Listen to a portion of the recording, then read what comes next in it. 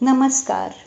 आज मैं आप लोगों के समक्ष ईश्वरीय आस्था से ही जुड़ी एक ऐसी घटना का वर्णन कर रही हूँ जिसमें प्रभु ने मेरे अपमान को भी मेरे सम्मान में बदल दिया। बात आज से लगभग पूरे 35-36 वर्ष पूर्व की है। मैंने एमए की परीक्षा देने के पश्चात एक प्राइवेट स्कूल विद्या मंदिर जो नर्सरी से सप्तम कक्षा तक थी उसमें शिक्षण कार्य हेतु आवेदन दिया।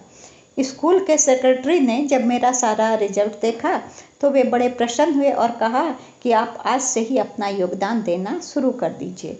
मैं आपके परीक्षा फल को देखकर बहुत प्रसन्न हूँ। हाँ, और अभी आपको 300 रुपया महीना दूंगा। साथ ही जब आपका एमए का परीक्षा फल आ जाएगा तो आपका वेतन 350 रुपये उसी माह से कर दूंगा। उस ज़माने में इतनी महंगाई नहीं थी, 300 रुपये का भी बड़ा मोल था। मैं भी नौकरी पाकर बहुत खुश थी। मुझे सेक्रेटरी साहब ने सप्तम वर्ग की शिक्षिका बना दिया था और कहा कि आप मूल रूप से सप्तम वर्ग की माने शिक्षिका रहिए और हिसाब, अंग्रेजी और हिंदी की कक्षा इन लोगों की लिया करिएगा और भोजनावकाश आप अष्टम वर्ग का भी यही विषय देख लिया करिएगा।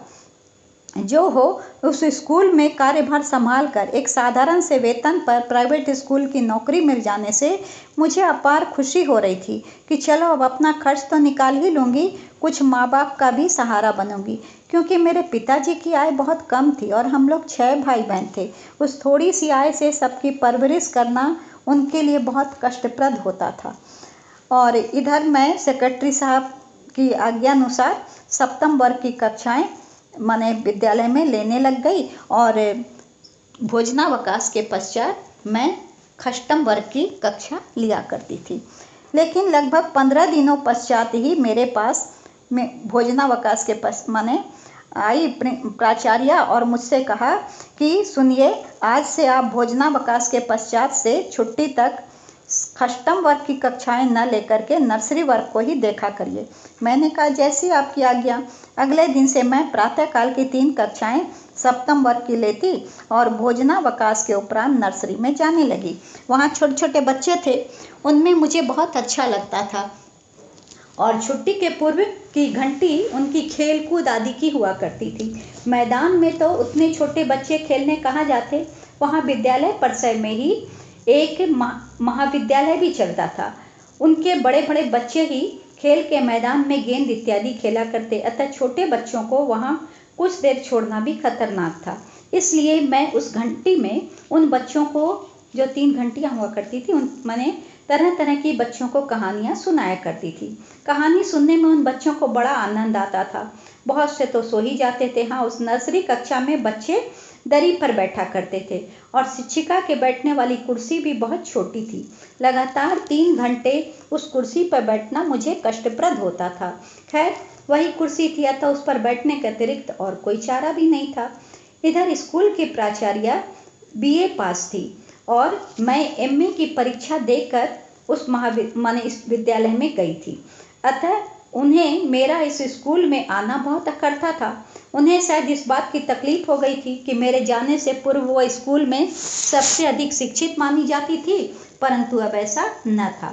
संकोचवश उन्होंने सेक्रेटरी को भी मेरी नियुक्ति करने से मना तो नहीं किया, परंतु अंदर ही अंदर मुझसे चिढ़ती थी। चिढ़ के कारण ही शायद उन्होंने मुझे नर्सरी में 3 घंटे पढ़ाने हेतु भेज दिया था। एक बार स्कूल की प्राचार्य ने स्कूल में एक बढ़ई को बुलाकर बहुत सारे लकड़ी के सामान की मरम्मत करवाई और उसमें कुर्सी, टेबल, बेंच, डेस्क सब बने। तो मैं एक दिन जब सब कुछ बने तो मैंने प्राचार्य से प्रार्थना सभा के पश्चात सबके सामने ही जाकर कहा कि दीदी, नर्सरी कक्षा की कुर्सी बहुत छोटी है, लंबे समय तक उस पर बैठना बड़ा कष्टप्रद होता है। अभी जो विद्यालय में आपने बहुत सारी कुर्सियाँ बनवाई है, उन्हीं में से हो सके तो एक कुर्सी माने उधर डलवा दीजिए ताकि मुझे आराम हो जाए। प्राचार्य अक्सर मुझसे चिढ़ी रहती थी और मुझे अपमानित करने का कोई अवसर ढूंढा करती थी। आज उन्हें अवसर मिल गया। उन्होंने मुझसे तुरंत कहा, क्यों, क्या छोटी कुर्सी पर बैठ कर तुम्हें छोटेपन का एहसास होता है? आज कह रही हो छोटी कुर्सी की जगह बड़ी कुर्सी, कल कहना लकड़ी की नहीं बेंत की कुर्सी, परसों कहना बेंत की नहीं डनलप की कुर्सी और फिर कहना आपके जैसी कुर्सी चाहिए। मैं उनका मुंह देखती रह गई। इतनी साधारण सी बात पर उन्होंने इतनी आग उगल दी, इतना जहर उगल दिया, मुझे इतना अपमानित कर दिया। खैर, मैंने उस समय तो उनसे कुछ न कहा, अपमान का घूंट पीकर बर्दाश्त किया, परंतु मैं घर जाकर के भी मैंने इसी अपमान के में घुटती रही और रात इसी तनाव और मानसिक दुख के कारण मुझे नींद भी नहीं आई। दूसरे दिन जब मैं स्कूल गई तो उस समय तक प्राचार्या नहीं आई थी। प्रार्थना की घंटी बजी। उसी समय एक संगीत शिक्षिका, जो प्राचार्या की बहुत प्रिय थी और सारी शिक्षिकाओं की शिकायत प्राचार्या तक पहुंचाने के कारण स्कूल में चुगलखोर या प्राचार्या की चमची नाम से मशहूर थी, मैंने उनके सामने ही जानबूझकर अपने हृदयगत भावों को अभिव्यक्त करते हुए कह दिया, प्राचार्या ने कल एक छोटी सी कुर्सी की जगह बड़ी कुर्सी देने की बात पर मुझे इतना कुछ सबके सामने सुना दिया, इतना अपमानित कर दिया। अरे मेरी कुर्सी तो ईश्वर कृपा से आज भी उनसे ऊंची है। मैं बिना वेतन ही सही रामलखन सिंह यादव कॉलेज में हिंदी की व्याख्याता हूँ। माना उनका वेतन 1000 है और मेरा वेतन भी कम है, उनसे 300 रुपये है, लेकिन कुर्सी तो मेरी आज उनसे ऊंची है, पद तो मेरा ऊंचा है। लेकिन मैं आज वादा करती हूँ और प्रण लेती हूँ कि जब मैंने इनसे चौगुनी ऊंची कुर्सी पर और चौगुना ऊंचा वेतन नहीं पाई तो मेरा नाम मुकुल नहीं। ईश्वर के ऊपर अटूट विश्वास रखकर तथा अपने दुख और अपमान के आवेश में भरकर मैंने ऐसी बात कह तो दी थी, परंतु अंदर से बहुत बुरी तरह डरी हुई थी। ईश्वर से यही प्रार्थना करती रही, हे ईश्वर मेरी लाज रखना, मैं सबको वरना अपना क्या मुंह दिखाऊंगी। और संशय नहीं, दावे के साथ मैं कह सकती हूँ कि ये सारी बातें प्राचार्या तक पहुँच गई होगी, परंतु उन्होंने मुझसे फिर कुछ नहीं कहा। शायद मेरा अपमान करने से उनके हृदय की आग शांत हो गई थी और इधर अपनी हृदयगत भावनाओं को संगीत शिक्षिका द्वारा प्राचार्या तक पहुँच जाने की खुशी से मैं भी शांत हो गई थी। इसी तरह 2 माह और बीत गए। एक दिन स्कूल से लौटने के पश्चात शाम को डाकिया द्वारा मुझे रजिस्ट्री पत्र मिला। उस पत्र को खोलकर पढ़ते ही मेरी खुशी का ठिकाना नहीं रहा। वह मगध विश्वविद्यालय द्वारा मेरी नौकरी का नियुक्ति पत्र था। इस पत्र को पाकर मेरी खुशी का ठिकाना नहीं रहा।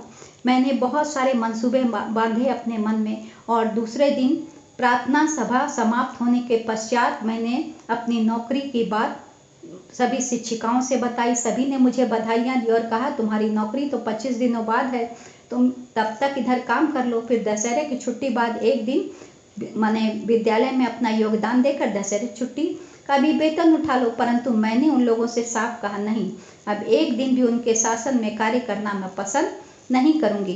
प्राचार्या के विद्यालय आते ही मैंने उन्हें अपना त्याग पत्र सौंप दिया।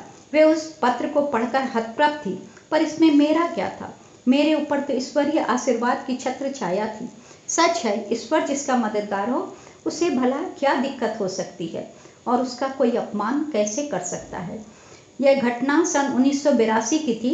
इधर प्राचार्या जो जिस विद्यालय में थी वह विद्यालय 30-35 साल पुराना था और उस भवन में ही सन 1979 से चंद्रशेखर जनता कॉलेज खुल गया, जो किसी बड़े धनाढ्य व्यक्ति का था। दोनों भवनों के बीच एक ही मैदान था, अतः दोनों के बीच अक्सर विवाद हुआ करता था।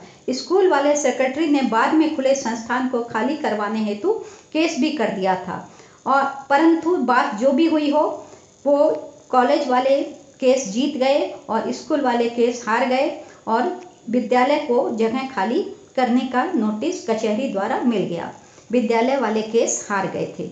मुझे बड़ा आश्चर्य हुआ कि सन 1982 में ईश्वर ने मुझे इतनी अच्छी नौकरी अक्टूबर माह में प्रदान की और उसी सन 1982 में दिसंबर माह में प्राचार्या, जिन्होंने बिना वजह मुझे अपमानित किया था, उनकी नौकरी विद्यालय खाली करवाए जाने या बंद होने की वजह से सदा के लिए खत्म हो गई थी। और मैंने ईश्वर को भरपूर धन्यवाद दिया, कोटिस धन्यवाद दिया, क्योंकि ईश्वरीय कृपा थी जिसकी वजह से मेरे जीवन का लक्ष्य प्रोफेसर बनना भी पूरा हुआ और जिसने मुझे इतनी बुरी तरह अपमानित किया था उसको जवाब देने लायक भी ईश्वर ने मुझे बना दिया। धन्यवाद प्रभु, तुम्हें कोटि